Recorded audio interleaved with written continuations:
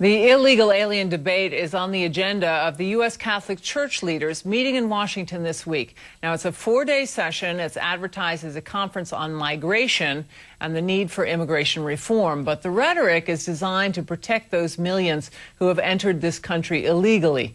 It's basically an amnesty agenda. Joining me now is Bishop Jaime Soto, who serves on the Migration Committee of the U.S. Conference of Catholic Bishops. And thank you very much for being with us, Bishop Soto. Good evening, Kitty. You know, I'm looking at the Catholic Legal Immigration Network. It has 173 members, and its agencies serve poor immigrants seeking family unification, citizenship, and protection from persecution and violence. Is it really basically about protecting illegal aliens living in the United States? It is.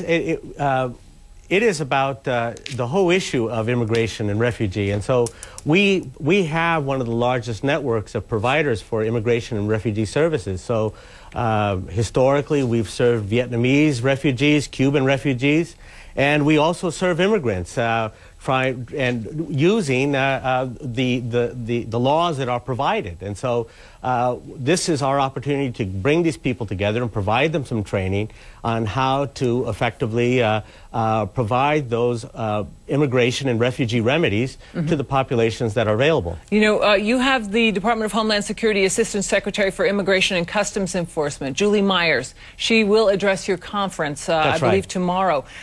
Will you be talking to her about enforcing immigration law, or will you ask her agency to stop arresting illegal aliens who are breaking the law? Which will it be? I think that there's going to be obviously a dialogue with the official and trying to. We're concerned about the enforcement-only approach that is being used currently, and we question its real effectiveness and the disruption that it can oftentimes bring to a community. And so this is an opportunity to ask some questions, to get some clarification, and to see how best we can move forward. You know, I think many Americans, Bishop Soto, are concerned about the human side of the issue, and it's irresponsible to suggest that they're not. However, the rule of law in this country is very important to many Americans, and it is also very important for many Americans to know where you stand on this issue. Do you uphold the rule of law enforcing immigration laws? Absolutely, but I think it's important to realize that, and we all recognize that the immigration system right now is broken and that it needs to be fixed. And so, particularly because we're involved oftentimes with the flesh and bone realities of how immigration law affects people, that we can try to advocate for what we think will be a much more comprehensive immigration reform that will serve not only the immigrant communities, but America as a whole. Bishop Soto, you were very involved in the '86 amnesty. It was really supposed to solve our illegal immigration problem, and yet now in this country we have some 12 to 20 million illegal aliens again living in the country. And so, in fact, do you believe that the '86 amnesty did anything? And how can you take the position that we have to move in that direction again?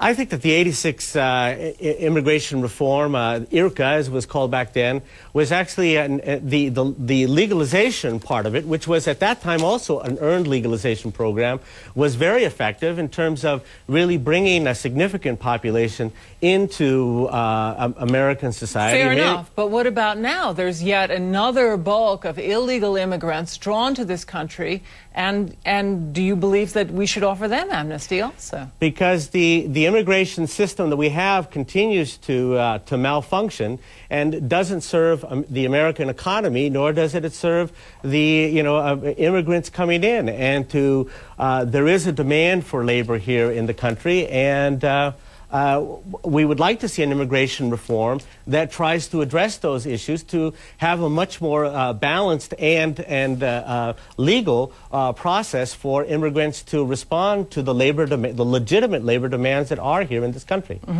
You know, many of the participants in this conference are going to go to Capitol Hill to lobby on Wednesday. Is it appropriate for the Catholic Church to be lobbying lawmakers? And the U.S. Conference of Catholic Bishops is filed as a 501c3, which is strictly limited in its lobbying. So how do you reconcile that? Well, I think what we do in terms of advocacy or lobbying is really very minuscule in comparison to the amount of services that we provide, both pastoral, spiritual, as well as social, to the community. But that experience of working in the community, I think, gives us some wisdom that we would like to share with Washington as to how best to serve the immigrant and refugee community here in the country. So you won't be lobbying, you'll be sharing wisdom. Let me ask you one more thing.